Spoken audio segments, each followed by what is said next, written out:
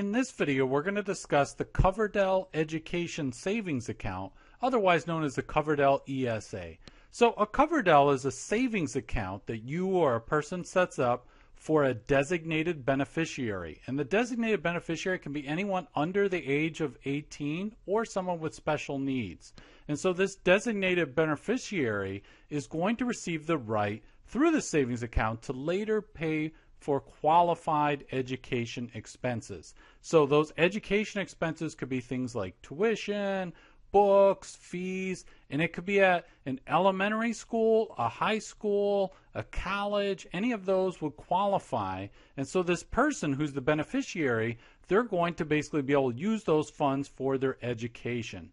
Now, this is not tax deductible. If you set up a Coverdell account, you don't get to deduct the amount that you contribute to the Coverdell account. So you might be thinking, well, why would I even do this? Well, the advantage is that the earnings of the account grow tax-free. So let's just say hypothetically that you put in $1,500 into a Coverdell account for your son, and then let's say after a few years that it had grown to $1,900, and then your son withdrew those funds to pay some college expenses.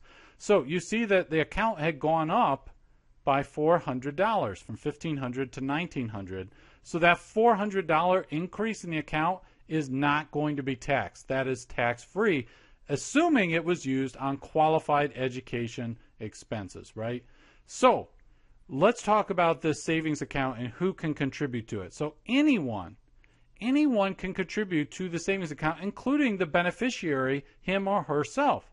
The only catch is that if the modified adjusted gross income, there's a formula you can look up on the IRS website to calculate this, the modified adjusted gross income, if that is below or above a certain threshold, then it begins to phase out and you can't make a Coverdell contribution. That being said, assuming that we don't have some kind of thing here with the modified gross income preventing you from making a contribution, the beneficiary can receive up to $2,000 a year. Now, if let's just say, again, with the example of your son, you could contribute $2,000 a year to your son's Coverdell account. Now, let's say that grandpa wants to contribute as well. Well, the beneficiary, your son, can only receive a max of $2,000. Doesn't matter how many people are contributing. Could be 5 different people, contribute $400, whatever. Per year, the most the beneficiary can receive is into the account is $2,000. Now, you can change the beneficiary as well, and there's no tax consequences as long as the new beneficiary is under 18 or has special needs. However, you cannot make any contributions to the beneficiary's account after the beneficiary has turned 18. And the beneficiary has to withdraw the money on or before he or she turns 30 years old. So you can't just keep the money in there indefinitely. So there will be tax consequences if you don't make the withdrawal but before that point. So I just want to mention a couple other caveats. And that is that if you are eligible for tax credits, for example, the American Opportunity or Lifelong Learning Tax Credit, you're thinking of taking one of those tax credits and you're wondering, hey, can I take this tax credit in the same year as there's a distribution from the Coverdell account? Because it might seem like there's a double benefit, right? Because when you make the distribution of the Coverdell, it's tax-free. So you might be thinking, hey, wait a minute, am I going to be allowed to do this?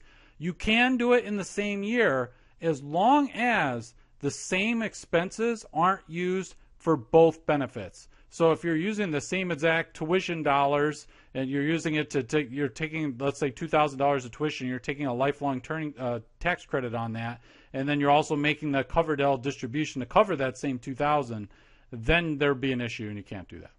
So to increase federal financial aid. So now we're thinking about the FAFSA form, and if you don't know what that is, you can check out my other video on that. That's the financial aid application, the free financial aid application for federal student aid in the U.S. For example, things like the Pell Grant or subsidized student loans and so forth. You fill out this FAFSA, find out if you're eligible for financial aid. So to increase the amount of financial aid that the student might be eligible for, you want to put the account in the parent or some other relative. Doesn't have to be the parent, right? It could be grandma, it could be a family friend, whoever.